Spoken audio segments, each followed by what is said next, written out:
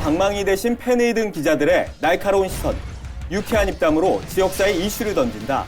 시사토크 견제구입니다. 반갑습니다. 아유, 반갑습니다. 네, 오늘 김우승 기자를 대신해서 1일 견제구 MC를 맡게 된 송영환입니다. 아직 많이 어색하시죠? 어색하지 않은데 어색하다고 하겠습니다. 왜냐면은 김우승 기자의 공백을 메워주셨는데 여기서 다른 표현을 하면 혹시나 서운해할 것 같아서 네. 그래서 어색하다고 하겠습니다. 저는 뭐 새롭다. 뭐 잠깐 새 옷을 입은 것 같다. 뭐 어색하지는 않고요.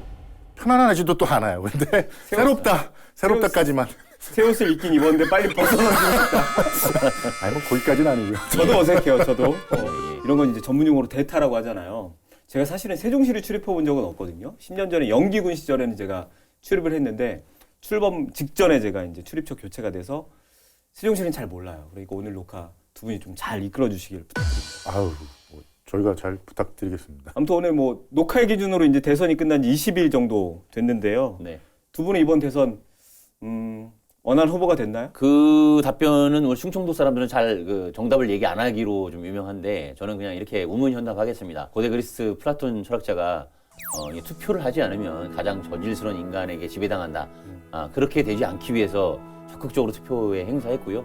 아무튼 뭐 새로운 당선인이 됐으니까 당선인의 철학과 비전에 따라서 대한민국이 5년 동안 잘 굴러갔으면 하길 바라는 마음을 담아봅니다. 그 투표를 안 하면 유권자 한 명이 한 5천만 원, 4천만 원 그거를 버린다는 뭐 얘기가 있더라고요. 이렇게 계산을 쭉 해보면 네. 투표는 뭐 물론 해야 되겠지만 이번 선거만큼은 저도 뭐 나이가 그렇게 많지는 않은데 이렇게 판단하기 어려운 때는 없었다.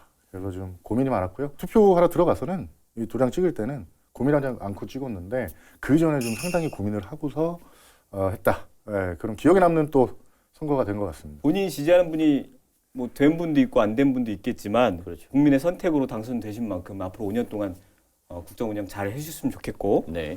저는 뭐 다른 것보다 윤석열 당선인이 지역 균형 발전에 있어서만큼은 좀 관심을 갖고 애써주길 바라는 마음으로 지켜볼 거고요. 이번 대선으로 이제 5년 만에 여야가 바뀌게 됐잖아요. 이번 정권 교체, 세종시에 있어서는 기회일까요, 위기일까요? 솔직히 냉정하게 말씀드리면 좀 불안한 마음이 좀 있습니다. 위기 아닐까라는 쪽으로 조금 생각이 들면서도 기회일 수도 있다 생각은 드는데 약간 불안한 쪽의 마음이 드는 게 일단 세종시라는 곳이 참여정부로 인해서 좀 탈선을 했고 그리고 그 이후에 박근혜 정부 때 2012년도죠. 7월 1일 날 출범을 했고 그리고 그 이후에 문재인 정부가 이제 행정수도라는 그 슬로건을 본격적으로 이제 본격화하는 그런 시대로 접어들었거든요. 근데 이제 민주당이 추진했던 정책들이 상당히 많아요. 그리고 이뤄낸 것도 있고 세종시를 많이 이해하고 있을까라는 그런 걱정이 되고 약간은 불안한 마음은 있다는 거. 그 말씀을 좀 드리고 싶습니다. 세종시는 이번 선거에서도 여당이 그러니까 2014년 지방선거부터 내리 5번을 이긴 선거거든요. 그래서 한편으로 봤을 때는 어떤 중앙정부 권력과 지방정부 권력이 같은 당으로 이루어진다면 어떤 정책의 연속성이 있을 것이라는 기대감이 또 있었을 텐데 그게 좀 무너진 부분이라서 세종 시민들 입장에서는 좀 아쉬움이 있을 수 있는데 또 다른 측면에서 바라보면 저기 그런 거 있잖아요. 잡아놓은 물고기에 먹이 안 준다고. 여기는 항상 같은 편이니까 여기 아니어도 더 절실한 곳에 줄 수도 있는 거잖아요. 근데 이제 국민의힘 입장에서는 윤석열 당선인 입장에서는 그 판을 좀 뒤집은 형태가 전체적으로 봤을 때 그렇게 되기 때문에 이 사람들의 또 지지를 얻기 위해서 더 많은 노력을 할 수도 있기 때문에 한편으로는 위기지만 한편으로는 또 기회다. 그래서 좀 그래도 어쨌든 바뀌었으니까 희망적인 기대를 좀 실어보고 싶습니다. 그럼 이 질문도 한번 드려볼게요. 곧 있으면 이제 지방선거잖아요. 이번 대선 결과 지방선거에 어느 정도의 영향을 좀 줄까요? 정권이 바뀌고 나서 그 국민들의 지지도는 평소보다는 확실히 올라가잖아요. 뭐 70, 80%를 얘기하는 분들도 계신데 그 여세를 몰아서 5월 10일 이제 그 대통령 취임식이고요. 그리고 나서 6월 1일 지방선거가 이어지는데 그 흐름 속에서 새로운 당선인이 대한민국 비전을 실현하기 위해서 노력하는 모습들이 국민들에게 다가선다면 분명히 지금 현재 국민의힘 쪽에 더 무게추가 더 넘어갈 수 있다라는 생각이 들고요. 근데 지금 뭐 청와대 이전 문제도 있지만 여러 가지 시끌시끌하고 오히려 대통령 지지율, 초반 지지율이 50%못 넘는 상황이 계속된다라고 하면 민주당에게 다시금 또 민심이 또 돌아설 수 있는 정권 견제, 지금 새로운 정권에 대한 견제 심리가 또 발동할 수 있는 그런 부분이 있어서 결국은 윤석열 당선인이 상당한 키를 쥐고 있다. 저는 그렇게 보고 싶습니다. 민주당도 가만히 있지는 않을 거예요. 그 지방선거 승리를 통해서 좀 설득을 하겠다. 그리고 세종시는 민주당의 성지고요. 네. 그래서 세종시만큼은 지켜야 된다. 그렇지 않을까 생각이 드는데 일단 국민의힘도 이참에 세종시 가져오자. 뺏어오자. 아마 공을 많이 들일 겁니다. 그래서 예전 지난 선거 같은 경우에는 솔직히 말씀드려가지고 중앙당에서 지원이 그렇게 크지는 않았어요. 그리고 대선 후보들이나 아니면 당의 뭐 수장이나 이런 분들이 세종시 방문을 좀 꺼려했던 것도 사실이고 지나쳐서 대전으로 가고 대구로 가고 광주로 가고 이렇게 했기 때문에 민주당의 서륙전 그리고 국민의힘의 이참에 잡자. 그러니까 서로 부탁드리면 근데 이런 과정이 또 세종시 발전에 참 도움이 되는 그런 과정이 될 것 같아서 저는 뭐 고무적이라고 보고 있습니다. 네. 그럼 지금부터 이번 20대 대통령 선거 결과가 세종시에 미칠 영향에 대해서 본격적으로 이야기 나눠보도록 하겠습니다. 세종시 건설, 그러니까 정상건설을 위한 7대 비전, 7대 공약을 좀 발표했는데요. 교육이라든지 대학이라든지 기업이라든지 뭐 이런 부분에 있어서는 아직은 구체화된 실행 모둠에 저기 선물을 주는 의미 뭐 이런 느낌을 받을 때가 있는데 이거는 그런 것보다는 원래 했어야 되는 것들을 네.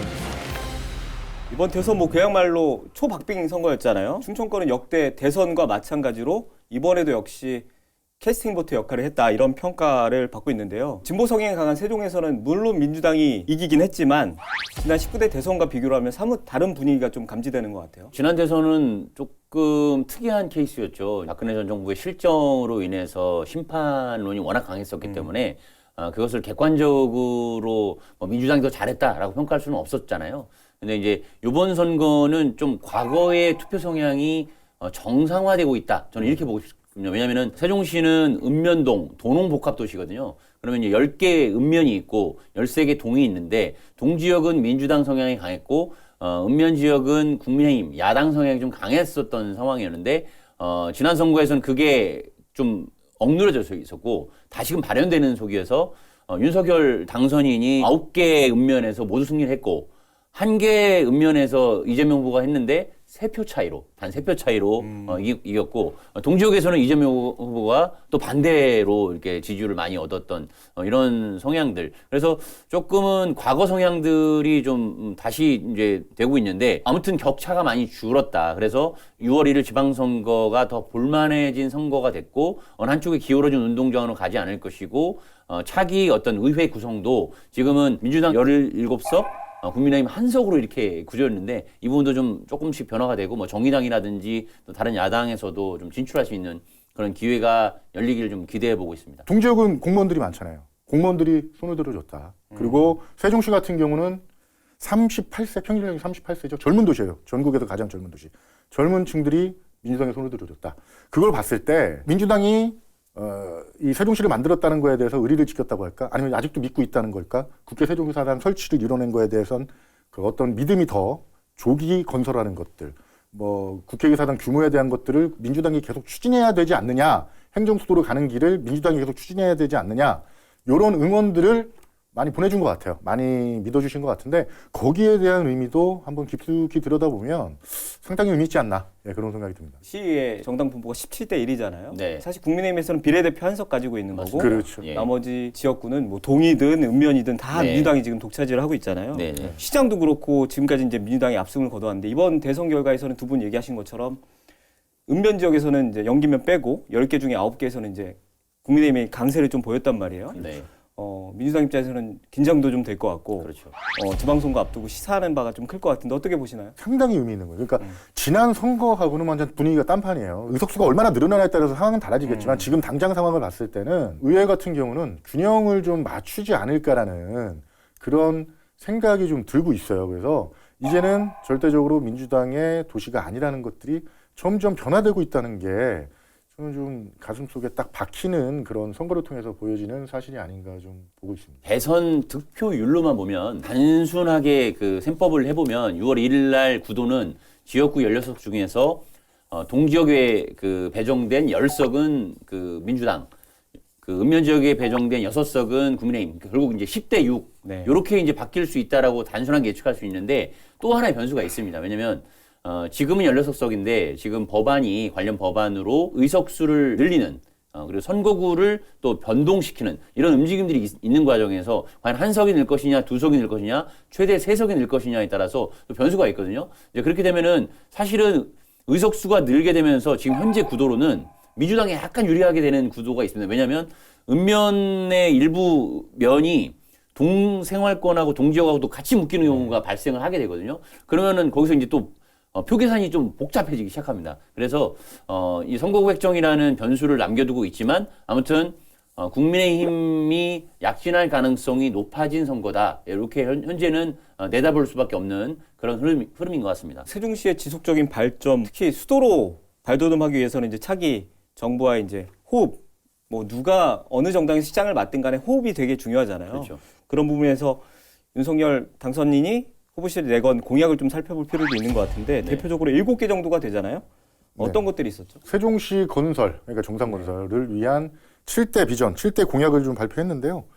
그 기존에 좀 추진됐던 공약도 있고, 그리고 기존에 추진된 공약을 조금 변형해서 한 공약도 있고, 그리고 새로운 공약도 있는데, 충청권 광역철도 아시죠? 뭐 이슈, 뭐 충청권이 다 관심 갖고 있는 메가시티 구축을 위한 조기 건설을 약속했고요. 그리고 서울 세종 직결 철도 연결로, 그리고 항상 나오죠. 충청권 메가시티 광역경제생활권 구축, 청와대 제2집무실, 대통령 제2집무실 설치, 그리고 국회 세종의사당 개원, 계속 나왔던 얘기인데 지편동 공동 캠퍼스 조기 개원, 그리고 이제 DMC라고요. 세종 디지털 미디어 센터인데요. 뭐 이런 공약들이 일단 있습니다. 예. 조금 차별화된 공약을 이제 제가 한번 좀 설명을 좀 드리겠는데, 인천 같은 경우에 이제 경제자유구역이 있잖아요. 그래서 네. 거기에는 어떤 규제 완화도 많이 풀고 규제도 완화하고, 그래서 이제 뭔가 새로운 경제 비전을 이제 실현하는 모델 도시로 이제 가는 거잖아요. 그래서 대전 세종을 그 경제자유구역으로 동시에 지정을 해가지고 글로벌 경제 도시로 가자. 그래서 수도권에 버금가는 기술 기업이라든지 연구개발, 뭐 청년 창업을 집적화해서 효과를 극대화하자. 이런 그 공약이 하나 있었고요. 네. 구체적으로 어떻게 실현할지는 조금 더 지켜봐야 될 것 같고요. 그리고 이제 대전 세종을 넘어서 이제 충청권이 어느 한 지점, 그러니까 뭐 서로 접경지대가 될지는 모르겠는데 상생협력 산업단지를 같이 만들어서 뭔가 시너지 효과를 내보자. 각 지역마다 잘하는 산업들이 있고 특화된 어떤 업종들이 있잖아요. 그런 것들을 모아보자라는 그런 부분이 좀 있었고요. 특화된 공약 중에서 이게 예산이 과연 얼마만큼 따져보고 나온지는 잘 모르겠어요. 근데 충북 청주죠. 네. 중입자 가속기가. 네. 중입자 가속기 그 시설을 이용한 암추로 센터를 설립을 하고, 그다음에 방사선 의과학 융합 산업 클러스터를 구축한다는, 말이 좀 어렵긴 한데 이렇게 하면 뭔가 좀 새로운 신산업, 그리고 충청권에 갖고 있는 성장 동력을 바탕으로 해서 세종의 의료 산업이 부족한 이런 부분을 채워넣겠다라고 하는 당선인의 의지가 담겨 있는 것 같습니다. 무릎을 치는 한 방 있는 공약은 없는 것 같지 않으세요? 뭔가 조금 섹시한 게 없다. 섹시한 좀 한 방 치는 공약 없는 것 같지 암추로 않아요? 센터는 괜찮지 않나요? 아유, 뭐 그렇죠. 암추는 다 서울로 가잖아요. 근데 만약에 네. 이런 부분들이 잘 되면 중부권에서, 그러니까 남부 쪽에서 중부를 거쳐서 서울로 가지 않아도 여기로 올 수 있는, 뭐 이걸 포석을 깐 건데 내용이 물론 중요하지만. 그렇죠. 네. 근데 뭐 중앙의료원 같은 것도 문제가 됐었고, 뭐 좋죠. 뭐 신선한 거 좋은데 당선인의 공약을 보면서 느꼈던 게, 일단 우리가 항상 외쳤던 행정수도 명문화, 세종 명문화, 법원 설치 같은 것들, 우리가 뭐 항상 방송에서 추진했던 것들. 근데 이런 공약 정도를 좀 하나 좀 끼워 넣어줬으면 어땠을까. 어쨌거나 약속을 하는 데 있어서 이건 빼놓은 거잖아요. 그래서 좀 의아스럽기도 한데 어떤 부분에서는 좀 고민을 한 것 같기는 하지만 좀 아쉬운 부분이 한 방, 무릎을 치는 한 방이 없다. 저는 좀 이렇게 보고 있어서 좀 약간은 좀 아쉬운 게 있습니다. 뭐 신선하지만. 하나 더 덧붙이면 요즘 청년들의 어떤 취업이라든가 네. 미래의 꿈을 실현하는 것에 대한 욕구들이 많고, 선거 때도 20대의 어떤 표심이 상당히 중요한 캐스모트 역할을 했잖아요. 네. 그래서 청년 창업 빌리지를 조성하겠다라는 그런 공약도 좀 있었는데, 이것도 좀 어떤 식으로 구현을 해나갈지는 잘 모르겠지만, 아무튼 뭐 글로벌 청년 창업 빌리지를 조성해서 세종시가 젊은 도시, 전국에서 가장 그 평균력이 낮은 도시에 맞게 새로운 문화와 예술이, 그리고 창업이 꽃피울 수 있는 도시를 만들겠다라고 하는 부분들도 좀 지켜보면 좋을 것 같습니다. 이승동 기자가 좀 전에 얘기한 것처럼 네. 좀 익숙하고, 원래 또 진행이 됐어야 되는 건데, 당연히 했어야 되는 건데 확인시켜주는 정도 얘기, 뭐 이런 것들이 좀 많았던 것 같아요. 두 분은 이 공약 중에서, 그래도 이 중에서 이건 좀 눈에 들어온다, 어떤 공약이 좀 눈에 들어오셨어요? 세종시의 가장 부족한 부분이 그 의료 산업, 그리고 문화, 예술, 그다음에 자족성을 갖추기 위한 어떤 기업 유치라든지 뭐 대학, 뭐 이런 것들이 많이 부족하거든요. 전체적으로 다 부족하죠, 사실은. 그런 부분에서 암치료센터 설치한다는 의료 부분, 저는 그게서 소위 말해서 수도권 원정 의료라고 하잖아요. 그거는 뭐 저희뿐만 아니라 충청권뿐만 아니라 남쪽에 있는 분들도 마찬가지거든요. 그러니까 멀리 가지 말고 중부권, 세종에 와서 암치료도 좀 받고 이렇게 할 수 있는 시대가 열렸으면 좋겠다라는 기대를 실어보고 싶고요. 근데 나머지 부분에 있어서 교육이라든지 대학이라든지 기업이라든지 뭐 이런 부분에 있어서는 아직은 구체화된 실행 로드맵이 확인된 부분이 없어서 조금 더 지켜보면서 계속 저희가 의제로 언론의 입장에서는 공론화를 좀 해야 되겠다라는 생각이 들었습니다. 근데 뭐 흔하고 질리고 이제는 얘기 좀 그만했으면 좋겠다는 뭐 공약도 있을 수도 있는데요. 항상 말했던 그 행정수도 완성 공약 같은 거는 이제 기본이거든요. 어떻게 보면 대통령으로서 국책 사업이고 정부가 만드는 도시이기 때문에 그런 공약 같은 거를 하나 올려놨으면, 그러니까 여러 개를 분산해서 뭐 국회의사당, 법원 이렇게 뭐 세분화시키는 게 아니라 행정수도 완성 공약에 그냥 한 그 카테고리에 담아놨으면, 그런 것들이 있었으면, 그러니까 기본을 지키기가 가장 어려운 거거든요. 기본 얘기를 하시니까 그 당선인이 후보 시절에 대한민국의 미래전략도시 행정수도 세종 완성 이걸 만들겠다고 했는데 사실 이 말만 지켜도 다른 것들보다 이 말만 지켜도 뭐 세종시는 뭐 잘 발전할 거라고 믿어 의심치 않고요. 결과적으로 이제 대선 패배로 빚은 못 받지만 그래도 민주당 뭐 이재명 후보 공약이라든지 이렇게 요건 좀 그 당선인이 좀 받아서 세종시에 좀 했으면 좋겠다 이런 공약도 좀 있을까요? 중복되는 것들은 좀 빼고 말씀드리면 이송 기자 방금 또 짚었지만은 세종시를 행정 수도로 한다. 예를 들면 이제 서울시는 상징 수도로 하고 뭐 이런 식으로 해서 헌법에 명시를 해서 개헌을 하면 실질적인 행정 수도 위상과 지위가 부여될 수 있는 개헌으로 하는 부분들, 이 부분이 이재명 후보가 내걸었던 것인데 그 부분이 국민의힘 당선인 윤석열 당선인께서 좀 받아 안았으면 좋겠다라는 부분이 있고요.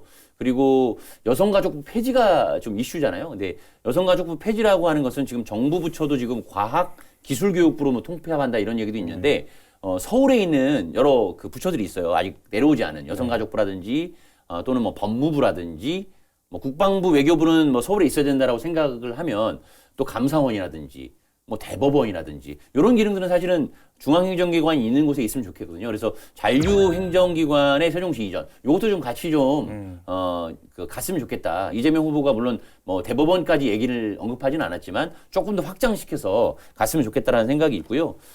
그리고 그 이재명 후보는 이제 암치료센터는 아니지만 국립중앙의료원이 사실은 세종시에 요번에 그 코로나19 확산 시기에 내려올까라고 이제 한번 저울질했던 적이 있었거든요. 네. 보건복지부가 여기 있고 질병관리청도 이제 오송 쪽에 네. 있잖아요. 그래서 그거와 연계해서 국립중앙의료원에 그럼 분원을 설치하자라고 하는 공약이 있었거든요. 그 부분도 한 번쯤은 생각해 볼 수 있는 의제인 것 같고요. 마찬가지로 근데 이재명 후보도 사실 강력한 한 방이 있었던 건 아니에요. 좀 상징적으로는 5월 취임식을 사상 최초로 세종시에서 해보겠다라고 하는 약속은 있었거든요. 뭐 그런 것처럼 윤석열 당선인이 좀 그런 좀 극과 균형 발전 의지를 담을 수 있는 뭔가 새로운 약속을 5월 10일 이전에 공약이 아니었지만 이렇게 한번 던져주면 어떨까? 그렇게 좀 제안 드려봅니다. 어떻게 보면은 연구 안 한 것 같아도 어떻게 보면 진정한 행정수도를 만드는 약속, 대통령 약속하는 거잖아요. 지금까지 추진 안 된 것들을 약속으로 완수를 하겠다. 그래서 새로운 정부에 전달이 돼서 받아들여져서